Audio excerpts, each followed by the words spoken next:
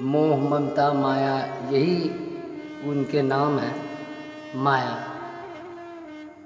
जो कि दिखती तो नहीं है, ईश्वर और भक्त के बीच की जो ये पतली रेखा है। नमस्कार, मैं Nitin Kumar Sharma, Radhe Krishna channel YouTube channel में आपका स्वागत है। मैं आपको इसमें अध्यात्म के विषय में बातें करूंगा, कुछ किस्से कहानियाँ, पौराणिक कहानियाँ बताऊंगा। इसी संदर्भ में मैं आपसे बात करूंगा। सर्वप्रथम श्री कृष्ण जी के बारे में, राधा जी के बारे में जो प्रेम की अनुभूतियाँ हुई हैं, प्रेम की इतनी सारी चर्चाएं हैं, उसी के विषय में चर्चा करूंगा।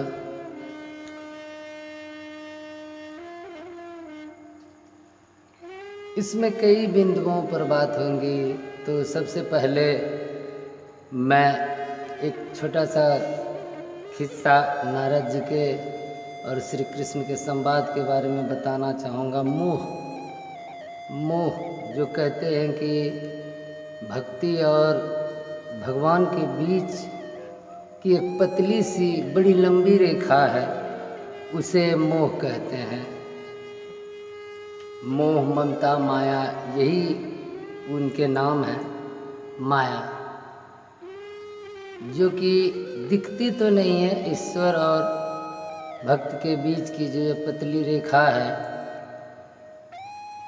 जिसके बारे में श्रीमद् भागवत महापुराण में माता यशोदा और श्री कृष्ण जी के बारे में बताया गया है। जब माता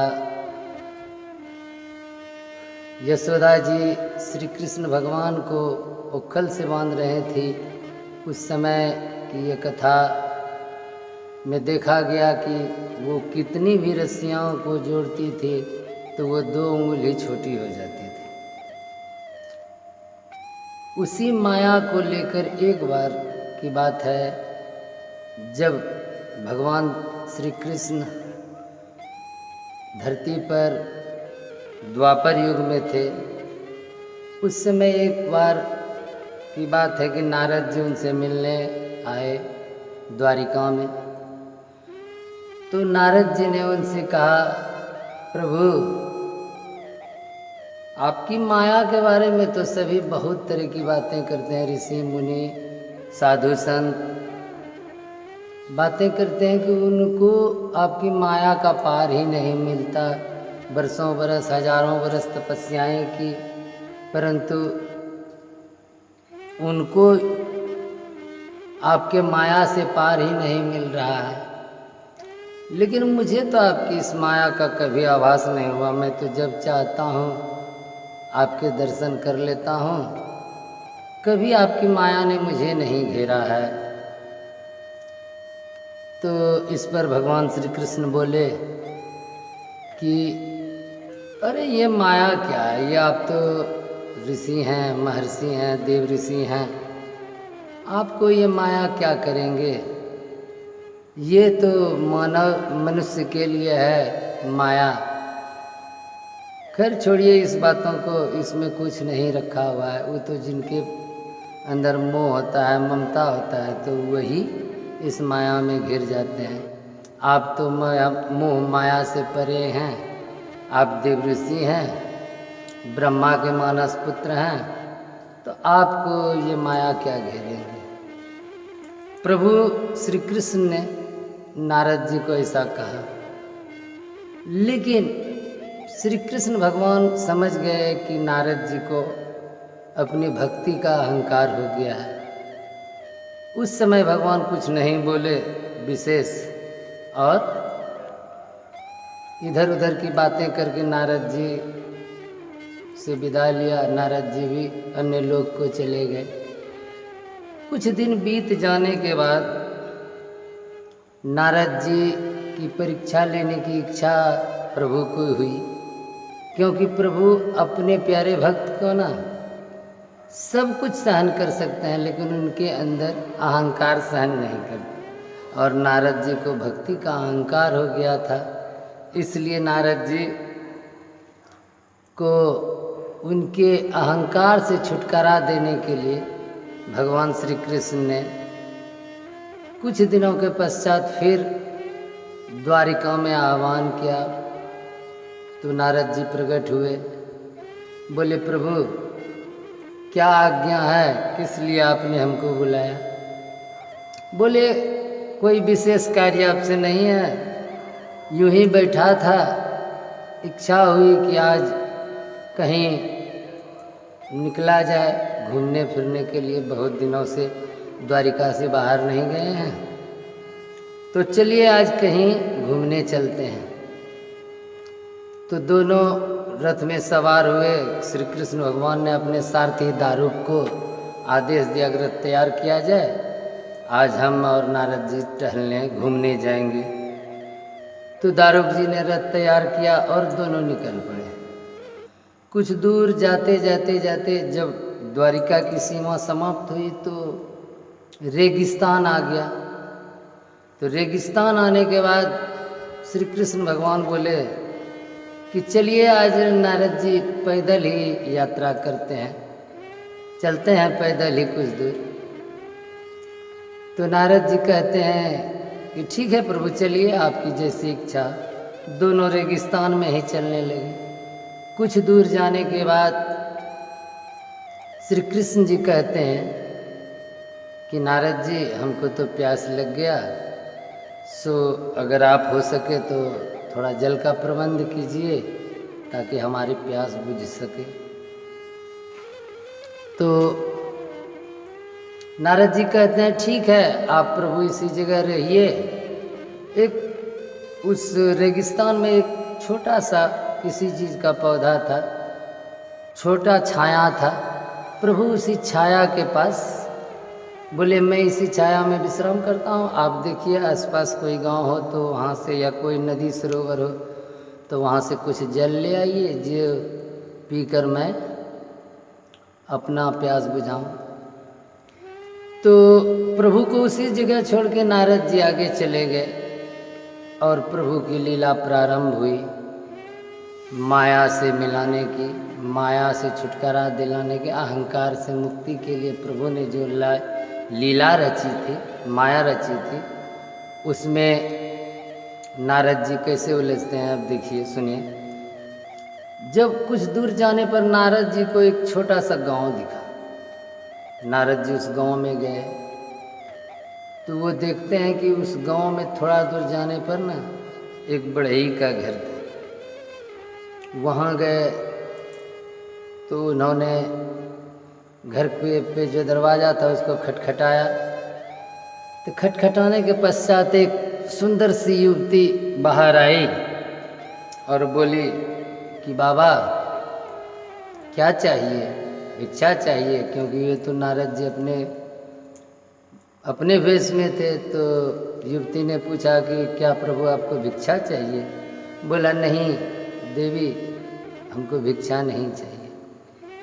कुछ देर यूं ही एक टकी लगाकर नारद जी उस कन्या युवती को देखने लगे, देखते रह गए।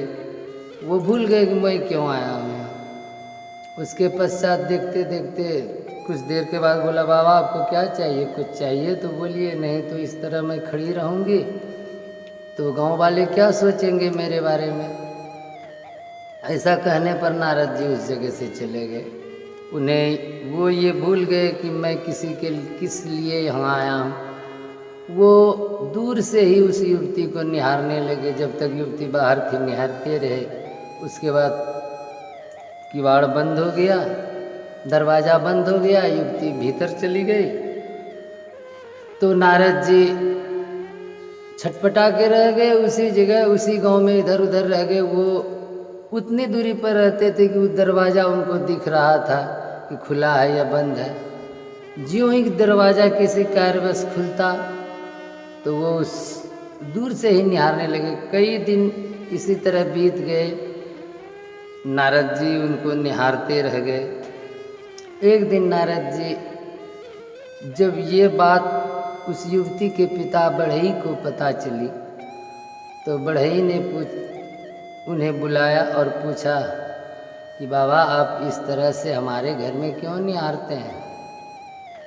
आप एक समृद्ध लगते हैं, एक बाबा लगते हैं, और आप इस तरह से हरकत क्यों करते हैं? इस कारण तो मेरी पुत्री का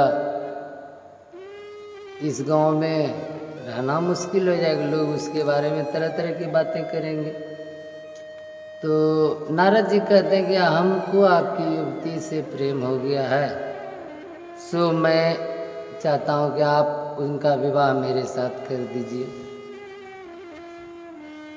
तो बढ़ई पहले तो कुछ बोला, कुछ इस आप तो अचानक से ऐसे बोल रहे हैं, तो कुछ इसके लिए मुझे समय दीजिए सोचने के लिए, मैं अपनी युवती से भी पूछूंगा।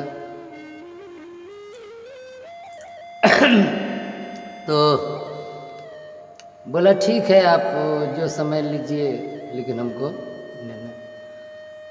तो एक दो रोज के बाद फिर नारद जी आए, बोले क्या प्रस्ताव आपने दिया? तो उन्होंने कहा ठीक है, चलो हमने अपनी पुत्री से पूछा, चलो आप भी युवा हैं, मेरी भी पुत्री युवती है, तो ठीक है चलो कर देते हैं। दोनों का विवाह हो गया।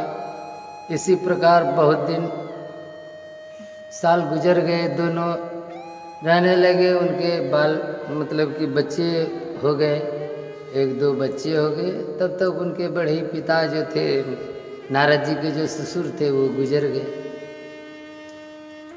गए। तो कई वर्ष बीत गया।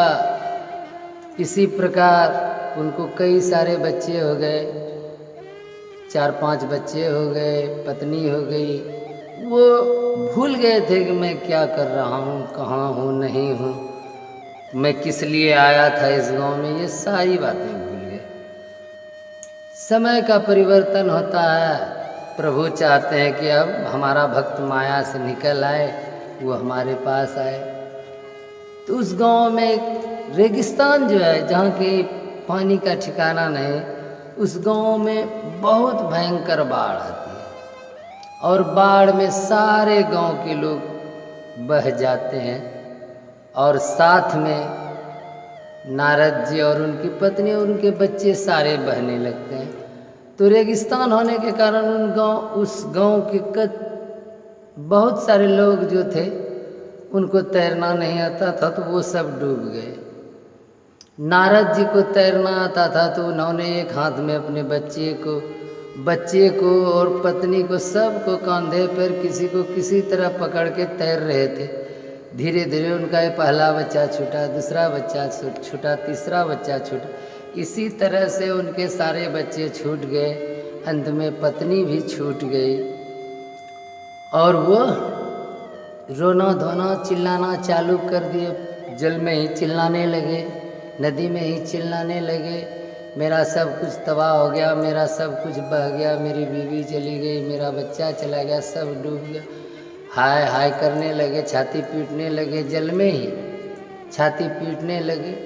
जब इतना हुआ, तब प्रभु श्री कृष्ण जी जो वहीं पर खड़े थे, उन्होंने नारद जी के सर पर हाथ रखते हुए कहा, अरे नारद जी आपको क्या हुआ है? आप क्यों बालू में इस प्रकार, रेगिस्तान जो बालू था, उसी बालू में नारद जी पलटे हुए हैं और हाथ पैर चला रहे हैं, रो रहे हैं, छाती पीट रहे हैं, कर रहे हैं। नारद जी को कहते हैं कि अरे आपको क्या हुआ है नारद जी, आप यहाँ जमीन पर लेट कर इस प्रकार से मतलब रुदन क्यों कर रहे हैं? आपको क्या हुआ? आपको तो मैंने जल लाने के लिए भेजा था, फिर आप इस प्रकार से जमीन पर विलाप क्यों कर रहे हैं? आपका क्या हुआ, क्यों आप विलाप कर रहे हैं? जब प्रभु की ये बातें नारद जी सुनते हैं, तो सहसा ही नारद जी की जो वो प्रवृत्ति थी, जो वो समझ रहे थे अपने बारे में कि मैं ऐसे हूँ वैसे हूँ, इतना वो सब टूट गया। वो प्रभु को जैसे ही देखते हैं, उनका माया समाप्त हो गया। वो फिर पुनः नारद जी के रूप में आ गए। नारद जी की तरह तो थे ही, वो तो उनका मन का भ्रम था। उनके ऊपर जो प्रभु की माया थी, उनको लग रहा था ये सब, ऐसा ऐसा हुआ कुछ नहीं। ये केवल नारद जी के मोह को तोड़ने के लिए ही भगवान श्री कृष्ण ने ऐसा दिखाया। नारद जी को लगा, जब प्रभु सामने आए तो नारद जी पूछते हैं, प्रभु ये क्या हो रहा था, मैं कहाँ था? बोले आप तो अच्छे खासे थे, आपको मैंने जल लाने के लिए भेजा तो देखता हूँ कि आप यहाँ पर जमीन पर लेटकर रुदन कर रहे हैं। अब पता नहीं इसका क्या कारण है, आप क्यों रुदन कर रहे हैं? तो वो बोला मैं यहाँ जल लेने के लिए आया था, इतने समय में तो मैं कई बरसों जी आया, मेरी पत्नी, मेरे बच्चे, मेरा विवाह हुआ, मेरी पत्नी हुई, बच्चे हुए, मेरा ससुर मरा, उसका श्राद्ध किया, ये वो कितना होगा, आप यहीं पर खड़े हैं? बोला हाँ यहीं पर खड़े हैं और आप भी यहीं पर हैं। देखिए मैं उसी पेड़ के नीचे ना था और आपको यहाँ पर भेजा, जल लाने के लिए भेजा, लेकिन आपको क्या लग रहा है, हम तो देख रहे हैं कि आप उस जगह, तब हम आए आपको देखने के लिए। ऐसा भगवान के कहने पर नारद जी को सहसा ये बात याद आती है कि नहीं, तब उनको समझ में आ गया कि ये प्रभु की माया थी। जो उस दिन मैंने कहा था प्रभु को कि आपकी माया कैसी होती है, सबको लगता है बड़े बड़े ऋषि मुनि इस माया से पार नहीं हो सकते हैं, लेकिन आप पर मेरे पर आपकी कृपा है कि आज तक उस माया ने मुझे नहीं घेरा है। तो मैं यही कहना चाहता हूँ कि उसी तरह जो नारद तो देवऋषि हैं, ब्रह्मा जी के मानस पुत्र हैं। जब ब्रह्मा जी ने सृष्टि किया तो उन्हें बहुत पहले, मतलब कि वो कई के अग्रज हैं, उनके अग्रज केवल सनक सनंदन सनत कुमार और सनकादिक ही हैं। उनके बाद नारद जी ब्रह्मा जी के मानस के पुत्र के रूप में उत्पन्न हुए हैं। भृगु, वो सप्तऋषि जो सब थे, उनके बाद नारद जी ही प्रकट हुए हैं। नारद जी का ही ब्रह्मा जी ने रचना किया है। फिर ये बात तो आगे होती रहेंगी। आज के वीडियो में मैंने जो आपको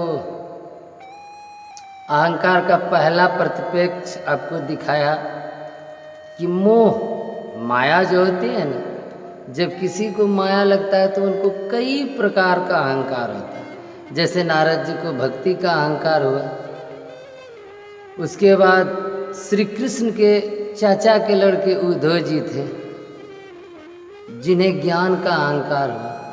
इसके बारे में मैं अगली वीडियो में बताऊंगा, जब उन्हें ज्ञान का अहंकार हुआ। कुबेर जी जिनको धन का अहंकार हुआ, वो शिव महापुराण की एक कथा है, उसे भी मैं आगे बताऊंगा। श्रीमद् भागवत की एक कथा है, भगवान श्री कृष्ण और राधा जी के विषय में जो कथा है, वो प्रेम में अहंकार की कथा है कि जब किसी प्रेमी को किसी प्रियतम के प्रति अपना अहंकार हो जाता है कि मैं इनसे बहुत ज़्यादा प्रेम करती हूँ, मेरे इतना इनको कोई प्रेम नहीं कर सकता। ऐसी कई कथाएं हैं जो मैं आपको आगे अपने वीडियो में दिखाता रहूँगा और बताता रहूँगा। ऐसी ही कथाएं जैसे प्रेम के बारे में, अहंकार के बारे में, रामचरितमानस के बारे में, उनके कई प्रसंग को ऐसे ही उठाता रहूँगा। आज के लिए इतना ही। राधे राधे, जय श्री कृष्ण।